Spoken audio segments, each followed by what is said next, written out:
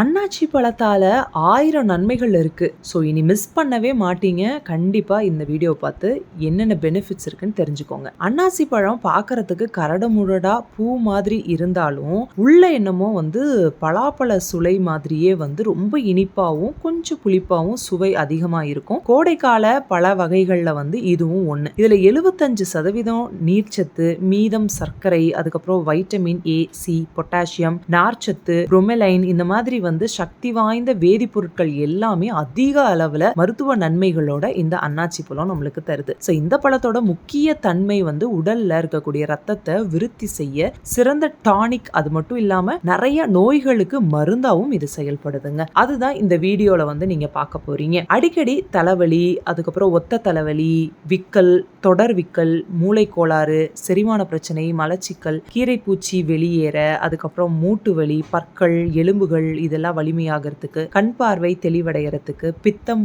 குறிப்பா இருக்கும் பெண்களுக்கு ஏற்படக்கூடிய அந்த வெள்ளை நோய், தொண்டை கரகரப்பு, தொண்டை அலர்ஜி உடனடி நிவாரணியா இந்த ஒரு அன்னாசி பழம் நம்மளுக்கு செயல்படுது. அன்னாச்சி பழ வற்றல் சாப்பிட்டு வந்தா நல்ல தீர்வு கிடைக்கும்னு சொல்லப்படுது. எப்படின்னா வைட்டமின் சி அதிக அளவுல இருக்கிறதால உடலுக்கு நல்ல ஆன்டி ஆக்சிடென்டா செயல்பட்டு நிறைய நோய் கிருமி தொற்று வராம நம்மளுக்கு தடுக்குது. வயிற்றுப்பூச்சி வெளியேறதுக்கு, குறிப்பா குழந்தைகள் அதிகமா விரும்பி சாப்பிடுவது இனிப்பு வகையான ஸ்நாக்ஸ் ஐட்டம், சாக்லேட்ஸ் இது எல்லாம் தான். அதனால வயிற்று வலி, கீரைப்பூச்சி இந்த மாதிரி வயிறு சம்பந்தமான கோளாறுகள்லாம் அடிக்கடி ஏற்படும். இதை சரி செய்ய அன்னாச்சி பழம் அதோட இலைய மையா அரைச்சு 1 ஸ்பூன் அளவு அதோட தேன் சாறு கலந்து நம்ம இதை எல்லாத்தையுமே ஆட் பண்ணி சாப்பிட்டு வந்தோம்னா வயிற்றுப்போக்கு ஏற்பட்டு இந்த வயிற்றுல இருக்கக்கூடிய பூச்சிகள் எல்லாமே ஈஸியா வெளியேறிடுமாமா. அசைவ உணவு செரிமானத்துக்கும் இது ஹெல்ப்ஃபுல்லா இருக்கு. அசைவ உணவு உட்கொண்டதுக்கு அப்புறமா அரை மணி நேரம் கழிச்சு கொஞ்சோண்டு அன்னாச்சி பழம் சாப்பிட்டா இறைச்சியில இருக்கக்கூடிய புரதச்சத்து ஃபுல்லாமே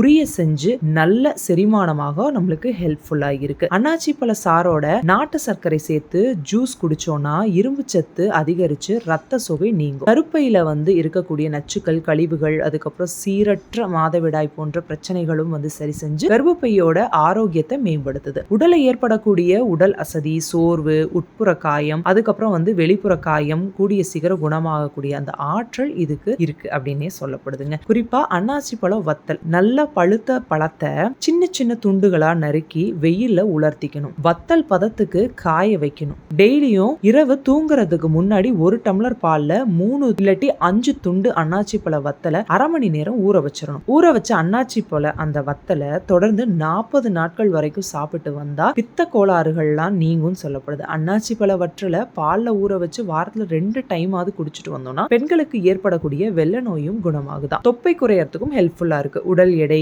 தொப்பை குறைக்க முயற்சிக்கிறவங்க அன்னாச்சி பழம் 1 ஸ்பூன் அளவு ஓமம் தண்ணீர்ல கலந்து நல்லா கொதிக்க வச்சு வடிகட்டி குடிச்சிட்டு வந்தா கூடிய சீக்கிரம் தொப்பையும் குறைஞ்சிருமா. நல்ல குரல் வளம் வரணும் அப்படின்னு நினைக்கிறவங்க தேநீர் இல்ல காஃபிக்கு பதிலா அன்னாச்சி பழ சாறுல தேன் கலந்து குடிச்சிட்டு வந்தா கரகரப்பு நீங்கி குரல் இனிமையாக மாறும் அப்படின்னு சொல்லப்படுது. தொண்டை அலர்ஜி சரியாக அன்னாச்சி பழ சாறு எடுத்துக்கிட்டு அதை நம்ம கொப்பளிச்சோம் அப்படின்னா கூடிய சீக்கிரம் அலர்ஜியும் குணமாயிடுது. இதுல தவிர்க்க வேண்டிய விஷயங்களும் இருக்கு.